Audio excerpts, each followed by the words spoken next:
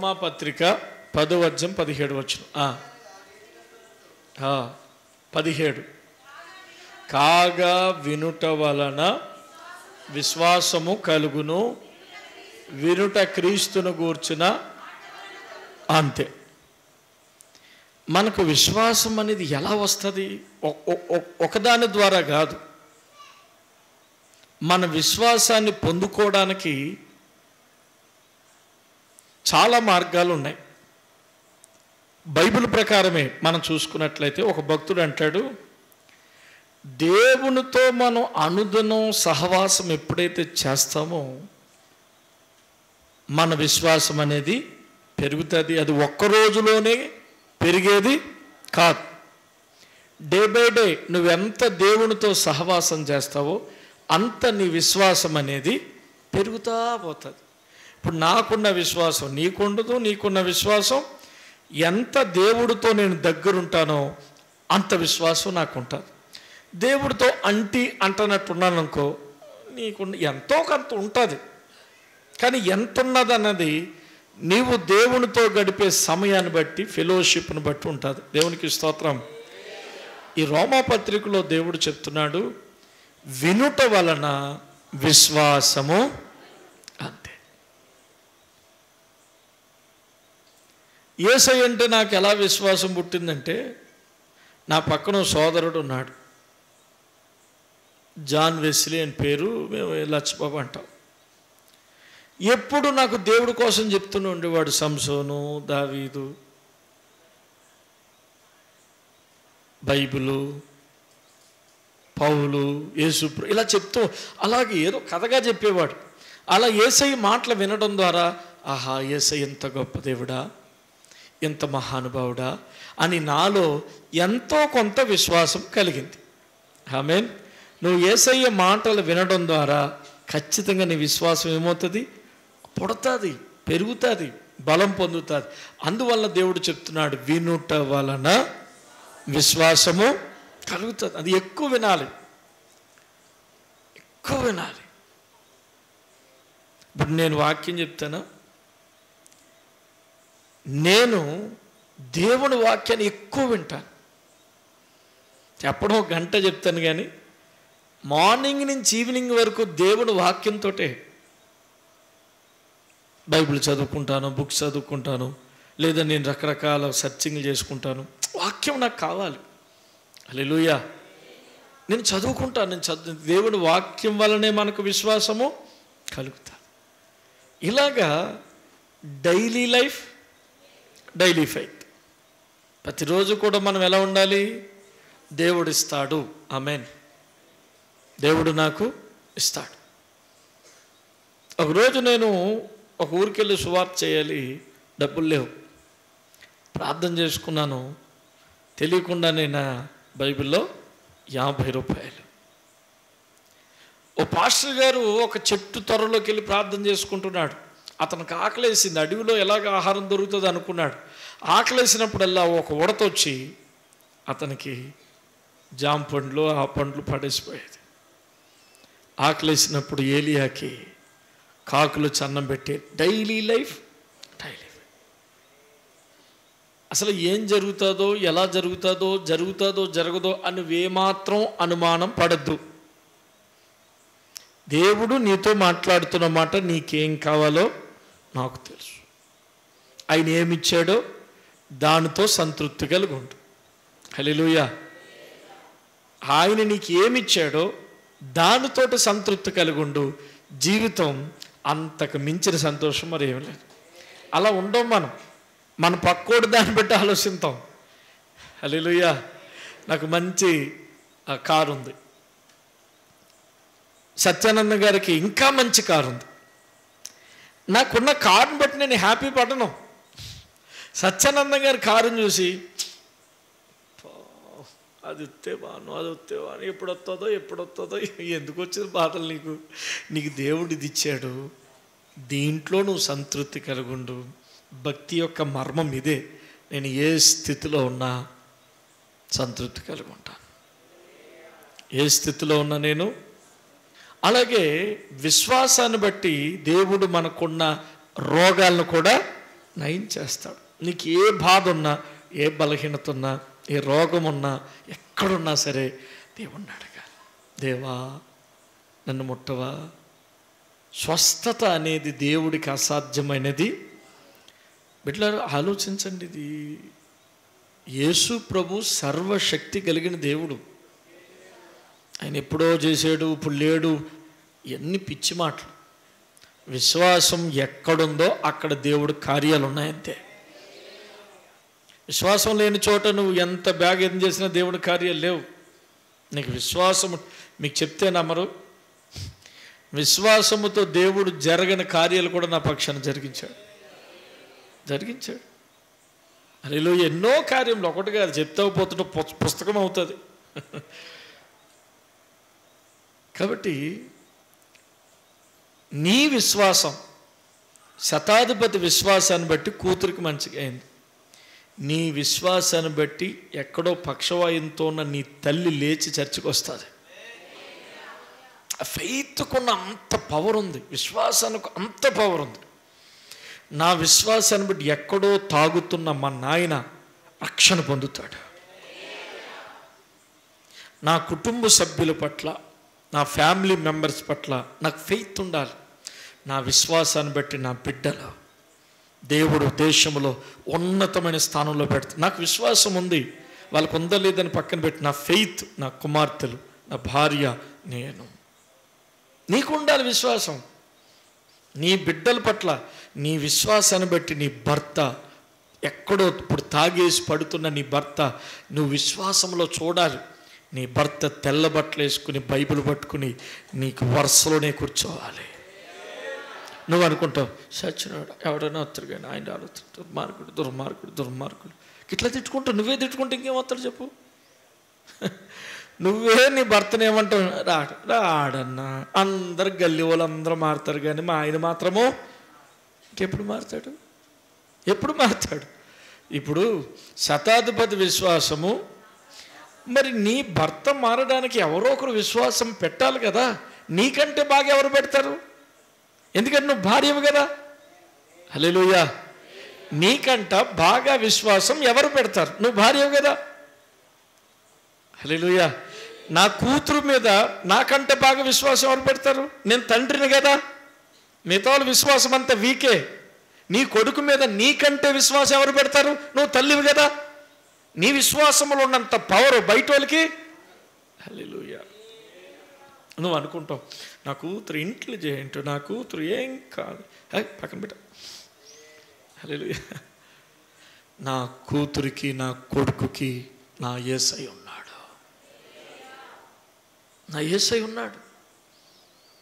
ఈ విశ్వాసమే నీ బిడ్డలు, ఎక్కడెక్కడో ఉన్న బిడ్డలను దేవుడు రక్షిస్తూ ఉంటాడు. వారి విశ్వాసం మాట అలా పక్కన పెట్టండి. నీ విశ్వాసం, నీకేదైనా కార్యం జరగాలంటే నీ విశ్వాసాన్ని కూడా దేవుడు అడుగుతున్నాడు. మార్కు సువార్త 2వ అధ్యాయంలోకి వచ్చేద్దాం మనం. 11వ వచనం చదవండి. మార్కు సువార్త 2వ అధ్యాయం 11వ వచనం.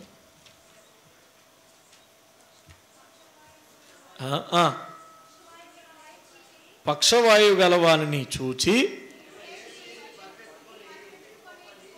అందరూ చదవండి. రెడీ, 1 2 3. 11 వచ్చిన అందరూ చదవండి.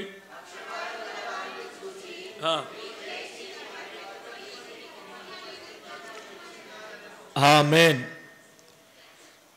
యేసు ప్రభు ఒక ఇంట్లో ఉన్నప్పుడు ఇల్లంతా నిండిపోయింది. ఈ పక్షవాయువు గలవాడు 2 చేతులు పడిపోయి, 2 కాళ్ళు పడిపోయి, నోరు ఇట్లా వంకరపోయింది.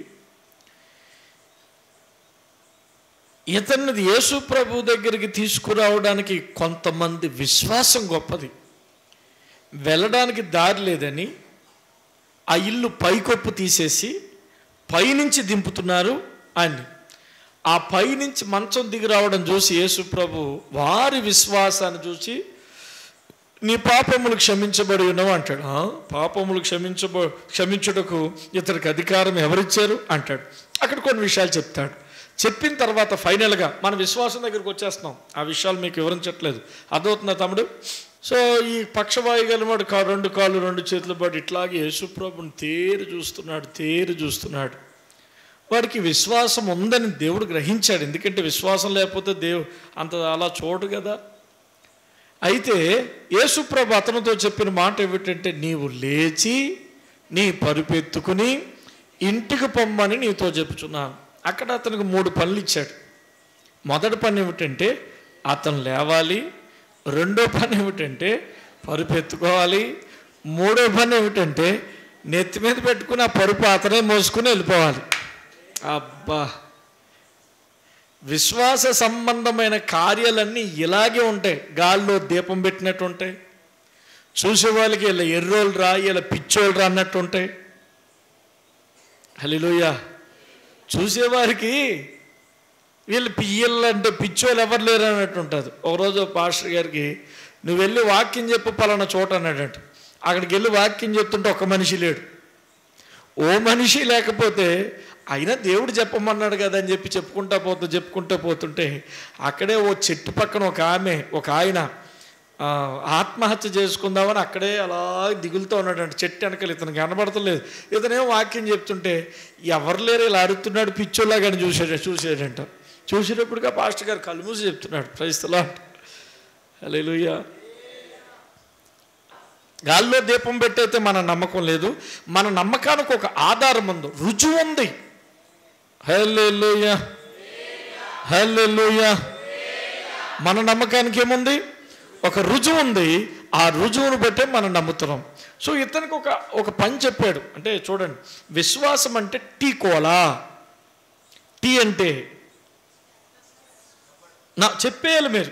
టీ అంటే ఇది 40 రోజులు టీ కోలా, 40 రోజులు టీ కోలా.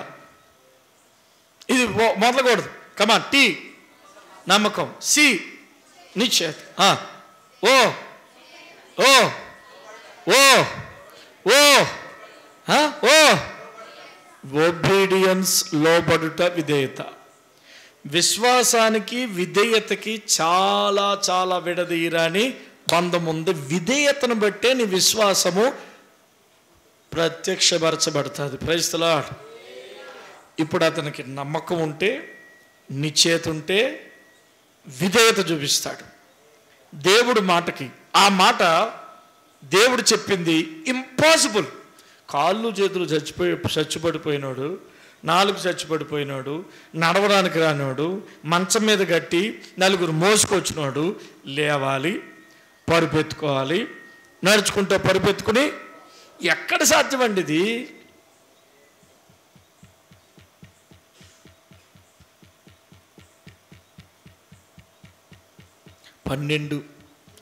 పన్నెండు వేలుతోటి మందిరాన్ని ఇక్కడ పునాది చేసి స్టార్ట్ చేశాను నేను.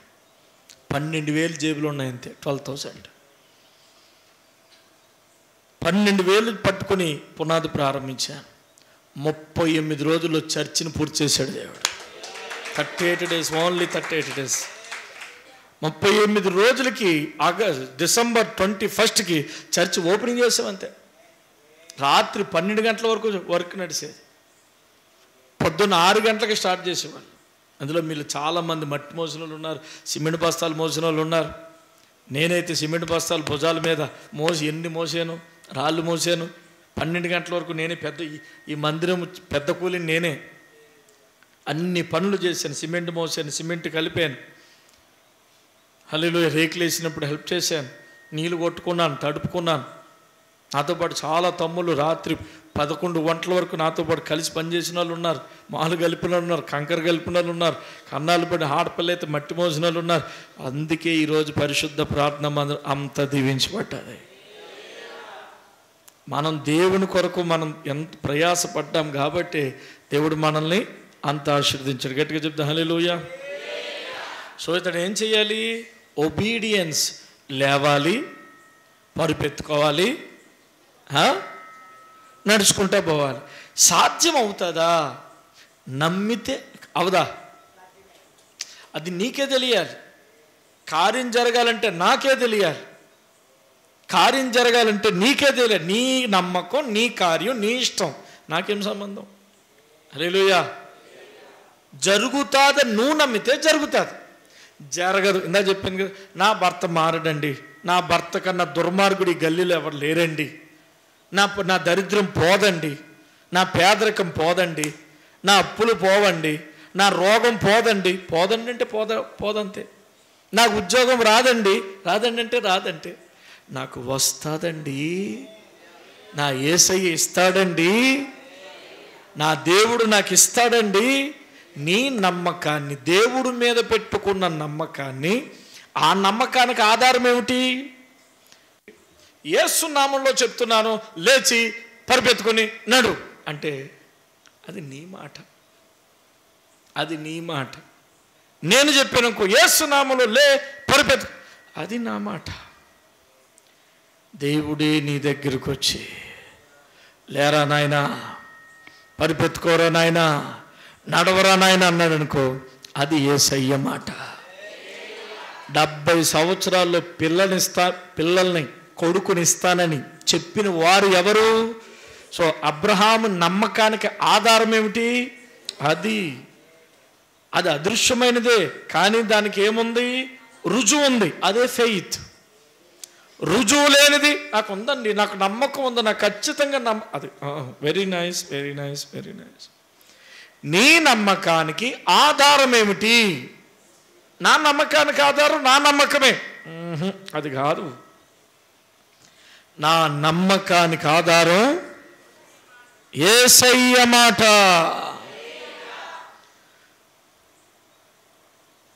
నీ కొడుకు చచ్చిపోతాడు అన్నాడు. మస్తు ప్రార్థన చేశాడు, 7 రోజులు చేశాడు దావీదు. 7 రోజులు చేసినా కూడా చచ్చిపోయాడు. దేవుడు మాట ఏమన్నాడు? పుట్టిన బిడ్డ చనిపోతాడు, అయినా మళ్ళీ నీకు పిల్లలు ఇస్తాను అన్నాడు. కానీ ప్రేయర్ చేశాడు. కానీ దేవుడు మాట ఏమైంది? ఫెయిత్కి, నీ విశ్వాసానికి ఆధారం దేవుని వాక్యమై ఉండాలి. గట్టిగా చెప్తాను హల్లెలూయా. సో ఏమన్నాడు దేవుడు? లేచి పరిపెత్తుకుని నడుచుకుంటూ పో. అలాగా అతనికి విశ్వాసం రావాలని అంటే ఎవరు మాట్లాడారు ఆయనతోటి? లోకాన్ని, సర్వ సృష్టిని సృష్టించిన యేసు ప్రభు యొక్క స్వరం అతనికి వినబడ్డది. నీ నమ్మకానికి ఆధారం పాస్టర్ గారు ఏదో చెప్పారని కాదు. ఇప్పుడు నేను చెప్తాను అమృత్కి, పో నువ్వు వెళ్ళి ఎక్కడికి వెళ్తావు? రంజోలు పోయి అక్కడికి వెళ్ళి పెద్ద సంఘం కట్టి సువార్త చేయి అంటాడు. మా పాస్టర్ అన్న మాటే నా విశ్వాసం. పోయాడు, 2 రోజులు ఉన్నాడు, అడవుడు చేశాడు. ఎవరో ఒకరు వచ్చి బెదిరించారు. చదువు చెప్పు లేకుండా అర్ధరాత్రి 12 గంటలకు అట్టెక్కి పారిపోయాడు. అప్పుడు ఏమనుకుంటాడు? దేవుడు నన్ను తోడుగా ఉన్నాడంటాడు. నీ నిజంగా దేవుడు నీకు పిలిస్తే పౌలుతో చెప్తాడు, నీ మీదకి ఎవ్వడు, నేనున్నానంతే. నీకు ఆ మాట చెప్పింది ఎవరు? అక్కడ మందిరం కట్టమని, నీకు అక్కడ చర్చి కట్టమని చెప్పింది ఎవరు? ఆ మాటే విశ్వాసానికి ఎవ్వరూ నిలబడరు. నీకు విరోధముగా రూపించబడి కుప్పకూలిపోతాయి. ఎవరనుకున్నాం? యేసు ప్రభు కన్ను సైగ చేస్తే రాజ్యాలు కొట్టుకుంటూ పోవాలి. దేవుడు అంటే ఏమనుకుంటున్నారా మీరు? ఏదో కనబడిన సర్వశక్తిమంతుడు. ఆయన అడుగు ఇలా పెడితే చాలు భూమి అడలాలి, ఆకాశం గడగడమని వణకాలి. జీవం కలిగిన దేవుడు ఎక్కడున్నాడు? ఎక్కడో ఉన్నాడు అనుకుంటున్నారా? ఎప్పుడు మనల్ని విడవడు, ఎక్కడో ఉన్నాడు. హల్లెలూయా. అన్నీ మీరు వింటున్నారో లేదు కానీ ఆయన వింటాడు, అన్నీ చూస్తాడు. నీ కన్నీరు చూస్తాడు, నీ కష్టాన్ని చూస్తాడు, నీ శ్రమను చూస్తాడు. విశ్వాసానికి ఎందుకంత నీకు ఫెయిత్ అంటే మాట్లాడిన వ్యక్తి సర్వశక్తిమంతుడు. మాట్లాడిన ఆ మాట సెలవిచ్చిన వ్యక్తి మీద బట్టే నాకు విశ్వాసం. ఇప్పుడు ఒక మాట వచ్చిందండి నీకు, ఏమని? నువ్వు లేచి పరుపెత్తుకుని, ఓ మాట వచ్చింది. ఎవరి దగ్గర నుంచి వచ్చింది? గబుక్కుని సేవకుడు కూడా చెప్పిన కూడా అంత తొందరగా కాన్ఫిడెంట్కి వెళ్ళకూడదు. దైవజనుడు అన్నీ మంచిగా చెప్తాడు, నీకు కొడుకే పుడతాడు అంటాడు, నా సేవకుడు చెప్పాడు కాబట్టి దేవుడే చెప్పాడు అని అనుకోక, అది కాన్ఫిడెంట్ కాదు. సేవకుడు నీకు మంచి జరగాలని నోటంట మంచి వచనాలు చెప్తాడు, దేవుడు మాట్లాడతాడు నీకు. హల్లెలూయా. యేసయ్య మాట్లాడతాడు, స్వరంతో మాట్లాడతాడు, దర్శనంతో మాట్లాడతాడు, బైబిల్ ద్వారా మాట్లాడతాడు. హల్లెలూయా. నీతోనే మాట్లాడతాడు. ఎలాగ మాట్లాడతాడో తెలియదు కానీ నీకు తెలుస్తుంది, ఇది దేవుడు నాతో మాట్లాడిన మాటని నీకు మాత్రమే తెలుస్తుంది. ఇంతమందిలో ఎవరికి తెలియదు కానీ నీకు మాత్రమే తెలుస్తుంది. ఈ 40 రోజుల ఉపవాస ప్రార్థనలో ఏదో ఒక మాట నీతో మాట్లాడతాడు. నువ్వు ఏ మనసుతో వచ్చావో నాకు తెలియదు, కానీ వాక్యం చెబుతున్నప్పుడు నువ్వు అనుకుంటున్నది, నువ్వు ఏదైతే అనుకుంటున్నావో అదే సూటిగా మాట్లాడతాడు. నువ్వు అనుకుంటావు పాస్టర్కి ఎవరైనా చెప్పారేమో, పాస్టర్కి ఎలా తెలిసింది అని నువ్వు అనుకుంటావు, కానీ ఆ మాట యేసయ్య నీతో మాట్లాడుతున్నాడు. ఆ మాట విశ్వాసానికి ఆధారం. హల్లెలూయా. గట్టిగా చెప్తా హల్లెలూయా. నువ్వు లేచి పరుపెత్తుకుని నడుచుకో. ఆ మాట చెప్పింది ఎవరు? సరే, నాకు ఓ మాట చెప్పాడు, నాకు ఒక కార్యం జరగాలి. ఇప్పుడు ఆ కార్యం జరగడానికి దేవుని వైపు చూశాను నేను. ప్రభువా ప్రభువా 7వ రోజు ఇది. ప్రభువా ప్రభువా 7 రోజులు ప్రార్థన చేశాను. ఇంకా 33 రోజులు చేస్తావా? చేస్తాను. జరగకపోతే ఇంకా చేస్తాను. దేవుడు ఏమన్నాడు? విసుగక నిత్యము చేస్తానే ఉంటాను. ఎప్పుడు చేస్తావు? అంతే. దానియేలుకి దేవుడు దిగొచ్చేంత వరకు చేయలేదా? 40 రోజులు మోషే చేయలేదా? దేవుడు మనతో మాట్లాడేంత వరకు చేస్తూనే ఉండాలి. గట్టిగా చెప్పాలి హల్లెలూయా. సరే, దేవుడు నాకు మాట చెప్పాడు. ఏమిటి? నువ్వు లేచి మాట్లాడండి. పరిగెత్తుకున్నా, పరుపెత్తుకుని నాకే చెప్పాడు. యేసయ్య నాకే చెప్పాడు. ఇక్కడ దేవుడు మనకి మన కార్యం విషయంలో ఒక మాట చెప్పినప్పుడు 3 విధాలుగా ఉంటారు ప్రజలు. మొదటిది నో రియాక్షన్, రెండోది యాంటీ రియాక్షన్, మూడోది రియాక్షన్. నో రియాక్షన్, రెండోది యాంటీ రియాక్షన్, మూడోది రియాక్షన్. అంటే దేవుడు మాట ఎవరి దగ్గరకు వచ్చినా ఈ 3 జరుగుతాయి. ఈ 3లో రియాక్షన్ అయిన వాడిదే అద్భుతం. నో రియాక్షన్ అంటే ఏమిటంటే, వీళ్ళకి విశ్వాసము లేనోడు దేవుడు చెప్పాడు, ఏమిటి? ఒరే లేచి పరుపెత్తుకొని నడవరా అన్నాడు. వీడికి విశ్వాసం లేదనుకో, నేను ఎక్కడ నడితే జిల్లా ఉంటే నువ్వు చెయ్యే కాలు నా మీద ఎత్తే, ఆ నూనె ఏదో జల్లేస్తే ఏదో అవుతుందేమో, ఏదో చెయ్యి, నేను ఎక్కడ చేస్తాను, నా కాళ్ళు చెగుతున్నాయా, నా చేతులు చెగుతున్నాయా? No reaction. దేవుడు మాటను బట్టి అతను కదులుతలేదు, అసలు మూమెంట్ లేదు. దేవుడు మాటను బట్టి అతను ప్రయత్నం చేయట్లేదు. దేవుడు ఒక మాట ఇచ్చాడు, నీకు నిజంగా విశ్వాసం ఉంటే హల్లెలూయా నువ్వేం చేయాలంటే ప్రయత్నం చేయాలి. హల్లెలూయా. ఏం చేయాలండి? ప్రయత్నం చేయాలి. దేవుడు నీకు మాట ఇచ్చాడనే ఆలోచన నీకు ఉన్నట్లయితే, దేవుడు నీకు మాట ఇచ్చాడు కాన్ఫిడెంట్ ఎజ్యూరెన్స్ నీకున్నట్లయితే, ప్రయత్నం అనేది నీలోంచి రావాలి. ప్రయత్నం లేకుండా దేవుడు ఎటువంటి కార్యము చేయడు. ఒకరోజు ఇట్లాగే ఈ గల్లీలాగే ప్రార్థన చేసుకుంటున్నాను నేను. హల్లెలూయా. గల్లీలాగే ప్రార్థన చేసుకుంటున్నప్పుడు నాకు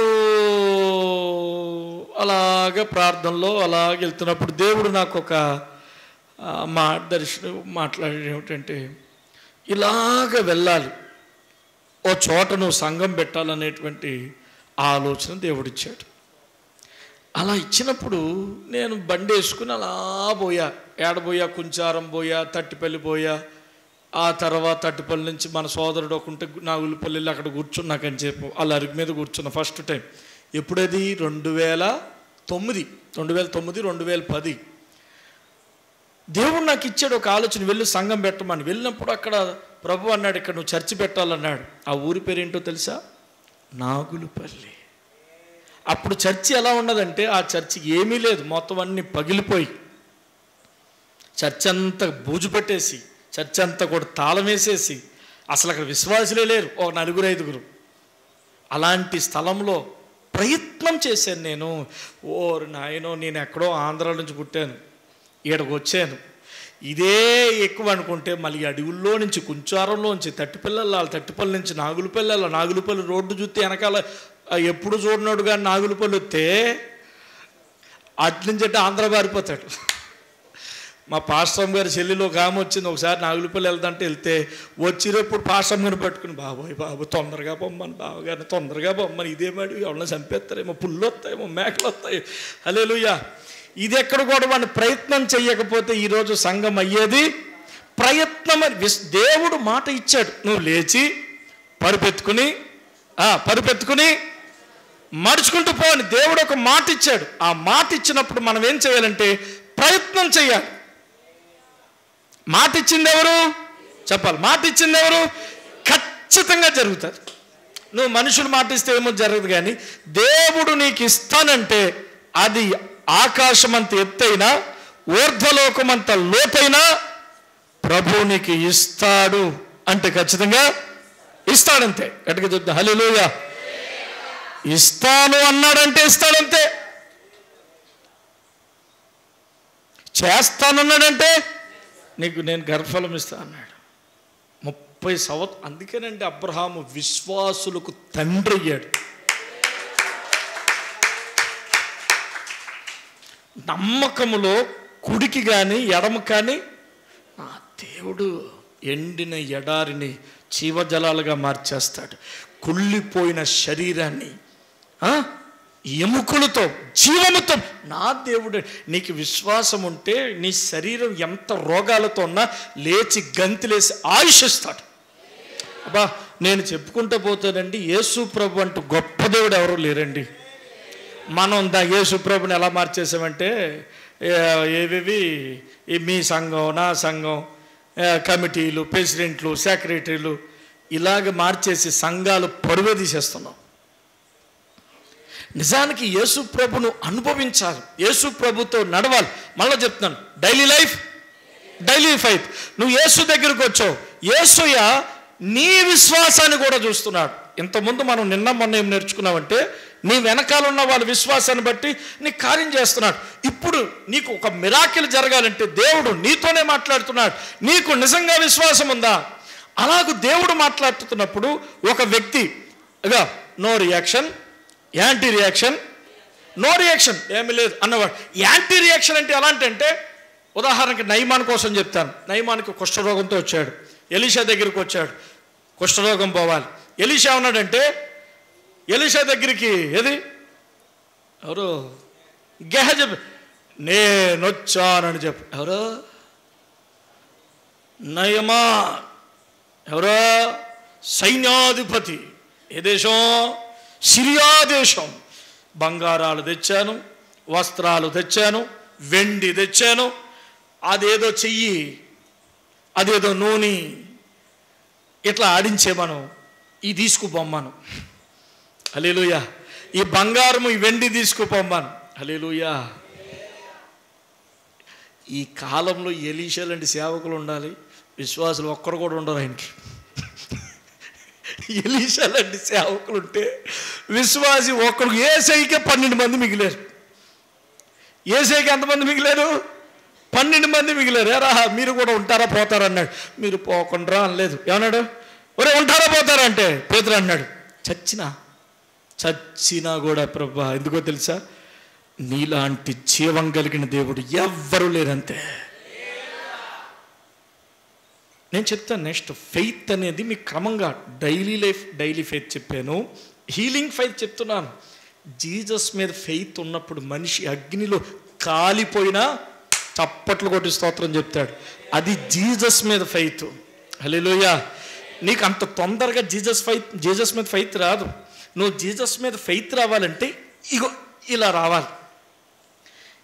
రావాలి. ఈయనకి సత్యానందం గారికి గడ్డం అంతా కలిసిపోయింది, దేవుడు స్వస్థపరిచాడు. అప్పుడు జీసస్ మీద ఫెయిత్ వచ్చింది. అంటే ఏదో ఒక కార్యం నీకు దేవుడు చేస్తాడు. చేసినప్పుడు యేసు మీద నమ్మకం అనేది పుడతాది, పెరుగుతుంది, బలమవుతుంది. ఎంత బలమవుతుందంటే పేతురు అంటాడు, అయ్యా నన్ను యేసులాగా సిలువేయకండి, నన్ను రివర్స్ సిలువేయండి. అందరినీ కత్తి చేత చంపేసిన పౌలు అంటాడు, బ్రతుకుడు క్రీస్తే. ఇలా ఈ తలకాయ బండ మీద పెడితే ఒక దెబ్బ చేత పౌలుని కొడితే ఆ తలకాయ పగిలి ఊడి అలా మెట్ల మీద కింద పడిపోయింది. ఎంత విశ్వాసం అండి వాళ్ళు! ఒకప్పుడు అవిశ్వాసి, చాలా అవిశ్వాసి. పౌలు కోసం ఏం మాట్లాడుతుంది? గర్భమును చీల్చేశాడు. విశ్వాసంతో ప్రార్థన చేయడానికి వెళుతున్న వారు గర్భమును చీల్చిన. అందుకే పౌలు అంటాడు, హింసకుణ్ణి నా అంత దుర్మార్గుడు అసలు ఎవరు లేరయ్యా. అంత దుర్మార్గుడు ఎంత ఫెయిత్కి వెళ్ళాడు. అందుకే మీకు చెప్తున్నాను, విశ్వాసం అనేది ఈ 40 రోజుల మీటింగ్లో వచ్చేమంటే రాదు. విశ్వాసం అనేది ఒక్క రోజుతో వచ్చేది కాదు. విశ్వాసం అనేది ఎంత దేవుణ్ణి తెలుసుకుంటావో, ఎంత దేవుడితో ఉంటావో, ఇది ఆ విశ్వాసం అంటేనే నీకు స్టార్టింగ్ ఇది. ఏది? నీకు విశ్వాసం ఉన్నదా? యాంటీ రియాక్షన్ అంటే నయమాన్ వస్తున్నాడా లేడా, పాస్టర్ వస్తున్నాడా లేడా,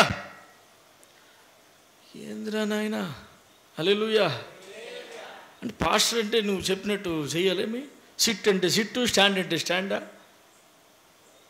నేను చెప్పినట్టు నువ్వు చెయ్యాలి. హల్లెలూయా. నేను చెప్పినట్టు మీరు చెయ్యాలి. అందరూ ఇక్కడ ఉన్న వాళ్ళందరూ నేను చెప్పినట్టు చెయ్యాలి. మీరు ప్రైజ్ ది లార్డ్. హల్లెలూయా. అందుకే పాస్టర్ 5 నిమిషాలు చెప్పి ముగించే, నువ్వు ఎంత అంటే అంత సార్.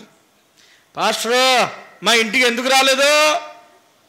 పక్కనే ఉన్నాడు ఈ నయమాను, పక్కనే బుద్ధున్నవాడు, ఒక సైనికుడు బుద్ధున్నాడు. ఎవరైనా డబ్బులు అడుగుతారు, ఎవరైనా ధనం అడుగుతారు, కానీ నిజమైన దేవజనుడు యోర్దాను నదిలోకి వెళ్ళి మునగమన్నాడు. తగ్గించుకో. నువ్వు రాజు కావచ్చు, నయమాను నువ్వు సైన్యాధిపతి కావచ్చు, దేవుడి దగ్గర నువ్వు కార్యం పొందాలంటే ఒబీడియన్స్, తగ్గింపు చాలా అవసరం. ఒక శతాధిపతి వచ్చి ఏమంటాడు తెలుసా? నేను కూడా అధికారమునకు లోబడిన వాడను, అయితే తండ్రి నువ్వు నా ఇంటికి వచ్చుటకు నేను పాత్రుడను. ఇజ్రాయేలులోనైనా ఇంత విశ్వాసము, ఇంత తగ్గింపు చూడలేదు. హృదయం మారింది. నయమాను యోర్దాను నదికి వచ్చాడు. వచ్చి 7 సార్లు మునిగాడు. ఎన్నిసార్లు మునిగాడండి? 7 సార్లు మునిగాడు. 7 సార్లు మునిగాడు. 7 సార్లు మునిగిన వెంటనే ఒకటోసారి మునిగినప్పుడు వచ్చిందా? రెండోసారి మునిగినప్పుడు వచ్చిందా? మూడోసారి మునిగినప్పుడు వచ్చిందా? 6ఓసారి మునిగినప్పుడు కూడా స్వస్థత రాలేదు. అంటే విశ్వాస సంబంధమైన కార్యం సంపూర్ణమైతేనే తప్ప స్వస్థత అనేది లేనే లేదు. హల్లెలూయా. రియాక్షన్ లేదు, no reaction, anti reaction, reaction.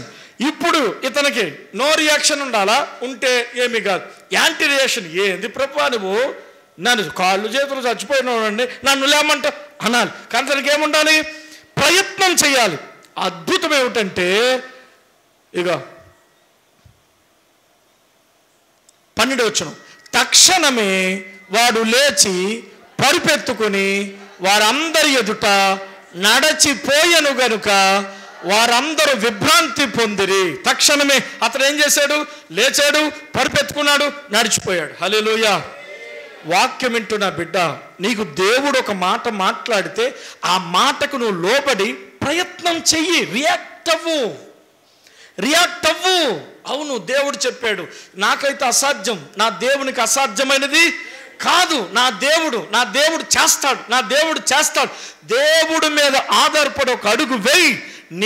నీ ఎదుట ఎవ్వడూ నిలబడలేడు. నీ ఎదుట నిలబడగలిగిన వాడు ఎవ్వడూ లేడు. హల్లెలూయా. దేవుడి మీద ఆధారపడి అడుగులు వేయి.